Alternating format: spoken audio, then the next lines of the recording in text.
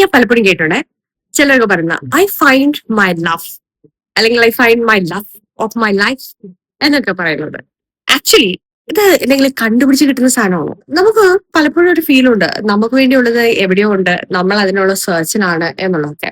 ഈ സെർച്ച് ചെയ്ത് കിട്ടുക എന്നൊക്കെ പറയുന്നത് നല്ല കാര്യമാണ്. പക്ഷെ ഈ കിട്ടിയ സാധനം മെയിൻറ്റെയിൻ ചെയ്തുകൊണ്ട് പോവുക എന്ന് പറയുന്നത് കുറച്ച് പാടുള്ള പരിപാടിയാണ്.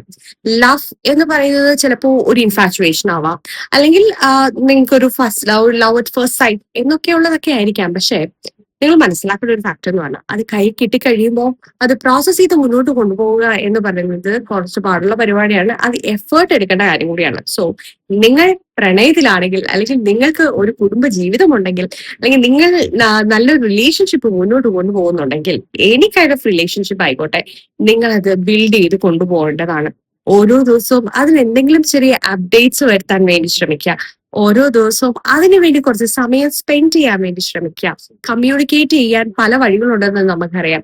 ചില സമയത്ത് നമുക്ക് കോൾ ചെയ്ത് സംസാരിക്കാൻ പറ്റുമെങ്കിൽ കോൾ ചെയ്ത് തന്നെ സംസാരിക്കാം. അതല്ലാണ്ട് ആ സമയത്തും ചാറ്റ് ചെയ്യാനും, അല്ലെങ്കിൽ ഈ പറയുന്ന ജസ്റ്റേഴ്സ് കൊണ്ടോ അങ്ങനെയൊന്നുമല്ല. നമ്മൾക്ക് സമയം കൊടുക്കാൻ പറ്റുമ്പോൾ അവർക്ക് സമയം കൊടുക്കുക. കാരണം ഇന്ന് നിങ്ങൾ സമയം കൊടുക്കാൻ പറ്റുന്ന സമയത്ത് സമയം കൊടുക്കാതിരിക്കുകയും, നാളെ നിങ്ങൾ ആഗ്രഹിക്കുന്ന സമയത്ത് അവർ അവൈലബിൾ അല്ലാതാവുകയും ചെയ്യുമ്പോൾ, കമ്മ്യൂണിക്കേഷൻ ഡെഡ് ആവുമ്പോൾ സ്വാഭാവികമായിട്ടും റിലേഷൻഷിപ്പ് ഡെഡ് ആവും.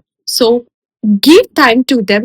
ഓരോ ദിവസവും നിങ്ങളുടെ റിലേഷൻഷിപ്പ് ബിൽഡ് ചെയ്ത് മുന്നോട്ട് കൊണ്ടുപോകാൻ വേണ്ടി ശ്രമിക്കാം. പിന്നെ മറക്കാതെ ചാനൽ സബ്സ്ക്രൈബ് ചെയ്യാൻ വേണ്ടി ശ്രമിക്കുക. കാരണം പലപ്പോഴും ഞാൻ റിമൈൻഡ് ചെയ്തിരുന്നു, എന്റെ ചാനൽസ് ഏറ്റവും കൂടുതൽ, എന്റെ വീഡിയോസ് ഏറ്റവും കൂടുതൽ കാണുന്നത് പലപ്പോഴും സബ്സ്ക്രൈബ് ചെയ്യാത്തവരാണ്. അപ്പോൾ നിങ്ങൾ ഡെയിലി എന്റെ ചാനൽ കാണുന്നുണ്ട്, എന്റെ ഷോർട്സ് കാണുന്നുണ്ടെങ്കിൽ ഉറപ്പായിട്ട് സബ്സ്ക്രൈബ് ചെയ്യാൻ മറക്കാതിരിക്കുക. Thanks for watching.